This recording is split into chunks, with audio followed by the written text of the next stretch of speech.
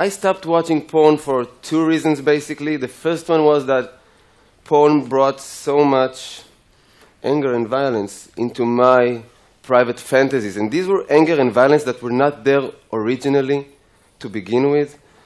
And I did not want that for me anymore. This was not me, and I decided to just put an end to it. Easier said than done. I'll get to it later, but the second reason was that I came to realizing, I think, that only by watching porn, I take part in creating a demand for filmed prostitution, because that's what porn really is, filmed prostitution. Porna stands for prostitute, graphia stands for documentation, and prostitution was nobody's childhood dream, okay? That it is always a result of trouble and distress. Now, I became aware of that gradually when I was volunteering with men and women in prostitution, some of them victims of human traffic, serving aid in brothels, under the bridge, in street corners. But you don't really need to do all that in order to understand how this mechanism of porn and prostitution works. Because porn as a genre, it's not about erotica or healthy sexual communication. It is all about male domination of women, subordinance of women, not only as a sexual practice, as a way of being, as a genderial hierarchy in this world. Like, if we would ask porn, if we were to ask porn, how does it define something as sexual? What qualifies, what defines something as sexual? Porn would laugh in our face. What defines sexual? Whatever men find arousing. Men find it arousing to choke a woman, to have brutal sex without one touch, hug, kiss, tender caress. Well, then it is sexual. It arouses men to see a woman or a child cry. It is sexual. It arouses men to rape a woman. Well, then it is sexual. In every mainstream porn gallery on the web, we can find the rape category, side by side with the humiliation category, abuse category, crying category, and so on. And this is all as if regular porn is not already filled with these motives. Even in its mildest version, the mildest version of porn, what porn is showing us, like, I don't know, 80, maybe 90% of the time, is actually sex with no hands involved. And this is not how we authentically desire. Sorry, I'll repeat that. I see your look. Sex with no hands involved. Okay. If you're not going to give up watching porn, so next time you do watch, just notice that porn cameras have no interest in capturing any normal sensual activities, such as petting, caressing, making out, touching, hugging, kissing. No. What porn cameras are into is the penetration. So normally, the composition will be a man and a woman. Hopefully just one. Okay, so one man and one woman. His penis is inside her. Don't be picky. It doesn't matter where inside. Somewhere inside her there is a penis. His penis is somewhere inside her, okay? And in order to not block the camera for doing this extreme close-up on the penetration, he's standing with his hands behind his back most of the time. And the woman is in this uncomfortable position, and she needs to handle the penis inside her without damaging the hair or makeup work done on her, because that's money invested and time invested in her, without disturbing his aggressive movement, and mainly without blocking the camera. So the result is that we got two people having sex, different shapes and acrobatics or something, but they're having sex when the only body parts that actually touch each other are the penis and the part being penetrated. No hands involved. Now, I talk, I don't know, 250, 300 times a year. Soldiers, students, pupils. No one has ever come up to me and say, Ran, you know, that part with sex with no hand thing, that was my authentic desire. Like, when I was 11 or 12, I never wanted to kiss anybody or touch them. I was not curious about that. It was all penetrations to begin with. No one has ever said that. Before porn. After porn. In my private fantasies before watching porn, there was always a very strong narrative. And the narrative was of sensuality and mutuality, which means that I had always imagined what I will say to her. What would she possibly answer? What options do I have to respond? In real life, it never works like I planned, but it was super important in my mind in terms of arousal, the build-up, the location, the setting. Where will it be? What are the circumstances of me and her being all alone all of a sudden? How will this bodily inflaming between us will emerge step by step. It was super important before porn. After making a habit out of porn, it conquers your mind and it invades your brain, and I lost my ability to imagine, which means I found myself, and I won't be too explicit, but trying to masturbate, just closing my eyes, trying to fantasize desperately about something human and not making it because my head was bombarded with all those images of women being violated and subordinated and forced into pretending they enjoy diabolic sperm rituals, okay? So this is pretty much the result. And we are all vulnerable to pornography. It's not just young people. And we should be very careful, I think, with not only what we put into our bodies, but in terms of food and nutrition, in what is the nutrition of our mind, because everything we watch invades us. I'll give you a short example from non-sexual areas. I came back home, and my beloved one was watching some cultural junk. She was watching a karaoke show, auditions, the one with the chairs spinning. And we don't have a TV set back home, okay? We don't have a TV set back home, but only because it allows us to falsely present ourselves as deep and profound people. Wait, I never heard of that. Mastectomy, who? Angelina, no, we don't have a TV. We watch every cultural junk possible, okay? Not me, not her, we don't contemplate about l'existence. We download stuff, and we download all cultural junk. So I'm watching this 20 minutes karaoke show, and it was so boring and tedious, okay? 2 minutes talking, 4 minutes blabbering about it. I lost patience after like 20 minutes, and I went off to take a shower. And the most interesting part was in the shower, because what I found out there was myself in my most pathetic ever. I'm going to share it with you. I want to feel that you actually accept me and love me, so I have to share my most pathetic, and you have to accept it now. I don't know until I got over myself if it took me, 5, 7, 10 minutes to realize that I'm standing under the water in the shower, pondering severely what would have been my song for the auditions. Deep and profound, mind you. I won't be doing this Rihanna, Lady Gaga. I'll be doing Mercedes Sosa, Como un pájaro libre. I'll be doing a cover for Bob Dylan's Blind Willie McTell. Ain't that deep and profound? I had to realize that I'm an idiot because I have no talent for music.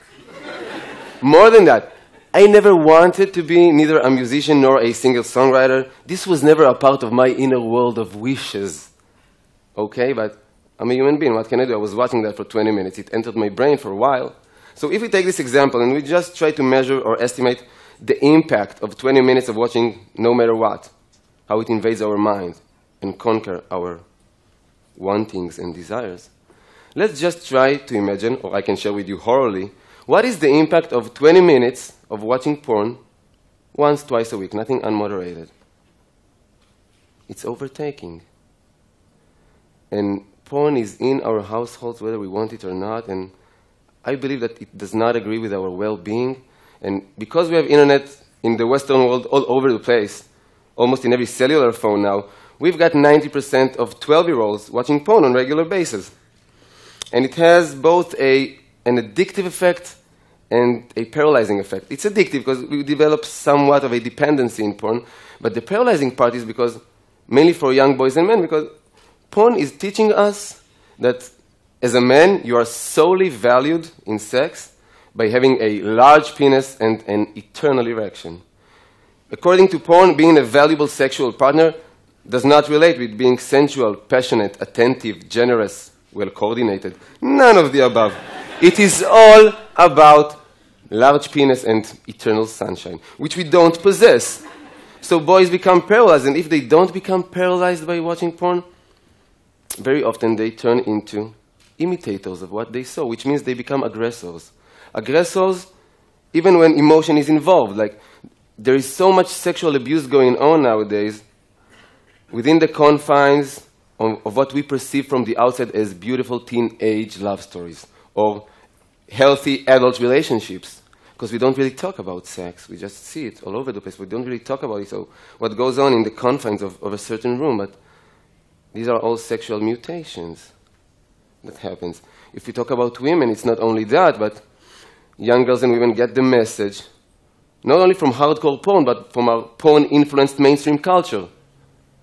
Have you seen any Miley Cyrus, Lady Gaga video clip, commercials. That's porn with clothes on it. So girls get this notion that if you want to be worthy of love, first and foremost, you have to be worthy of sexual desire. And now, the definition of sexual desire almost equals be like a porn star. So I work in dozens and dozens of high schools and junior highs. In every single one of these schools, I find girls that at a certain point agreed to be documented in an intimate situation because they wanted to please some guy that they had feelings for. And this guy misappropriated their trust. Always same story, so he sells it on WhatsApp application or on the web, in the internet. And normally nobody even addresses him in terms of moral. But it is always girls that suffer from shaming and mortification. They can change school, they drop out normally, change school, move to another city, and still be haunted on social networks. They develop clinical depressions, severe eating disorders, as if we don't have enough reasons in our culture to develop eating disorders. They become so isolated socially. So some of them, like Amanda Todd, rest in peace, some of them actually commit suicide because they find no more value in life or in themselves. So porn is not only in our house, it is a capital case. It is not a minor phenomenon in our society. It is a question of life and death sometimes. It is mainly a question of life and death for the people who participate in porn, because porn is not an embodiment of freedom of speech, freedom of occupation, blah, blah, blah. No, it's an embodiment of sex exploitation, working side by side with human traffic, raping, pimping, solicitation. For every one porn star with a book contract or a production company, we've got hundreds of thousands of women and girls who does not survive out there. Literally, they just don't make it. The sex industry just, how do you say, chews them up and spits them back into brothels, into hooking in the street, escorting, massage parlors with happy or unhappy ending, depends who you ask. And I'm not joking, this is serious life. This is the whole spectrum of prostitution. So many of them doesn't even make it to the age of 50. I'm talking countries that the average life expectancy is 75, 76 years now. They don't make it to the age of 50, for reasons mainly. Drugs, STDs, sexually transmitted diseases, being murdered by a John, a pimp, a boyfriend. And the fourth reason is suicide once again. Because if you're a prostitute, on camera or off camera, you're in the situation that we can refer to as social death. We have all sat in the dinner table with people who probably consumed prostitution, that have been to a brothel once, twice, at least. We never sat down to the table with a prostitute, not with a declared one. So that's social death. It is not glamorous, not at all. And when I sit in the privacy of my room and I watch porn, even without paying, no need to pay, it's free, okay? I hope you know that, if you're still consuming. Whatever I am watching is creating a demand, and wherever there is a demand, there will be supply. There's a correlation. If I watch pornography of black older women, somebody is going to go out and pimp black older women. Asian minors, somebody is already trafficking Asian minors in order to film them, okay? Israeli women, Palestinian women, WASP, all-American college girls, that are strong in the last few years. It's a very upcoming category. The scum of the earth are already out there trying to solicitate and prostitute these women on camera.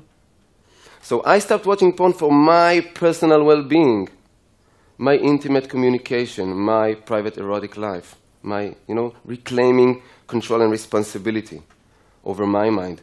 But by doing that, I actually stopped contributing to this horrible sex industry, and that's a good thing to do, I believe. And I would really like to propose that notion of physically and emotionally safe sex. Emotionally safe sex. It does not mean going back to be conservative or unliberated sexually. I'm all for sexual freedom. It just means that we need to put genderial hierarchy aside, subordinates aside, and bring back in, let's just say, laughter as a critical mass for intimacy. Two souls, two humans, two souls alone in private. Can they please have a laugh together? I don't care if they know each other for a decade or for an hour. If two souls alone in a room does not manage to have a laugh together, what good could possibly grow there, sexual and non-sexual? That's emotionally safe sex. I've got so many things I really want to share with you, but I feel like my time is almost up. So I just really want to ask for us to speak about these issues more, because I strongly feel that our history of silence never did us any good, because silence only perpetuates more silence, while talking normally gives birth to more talking, more sharing, more identification, more awareness, more change. Small change in our small, humble life, but real change, a true one, emotionally safer. Thank you for listening.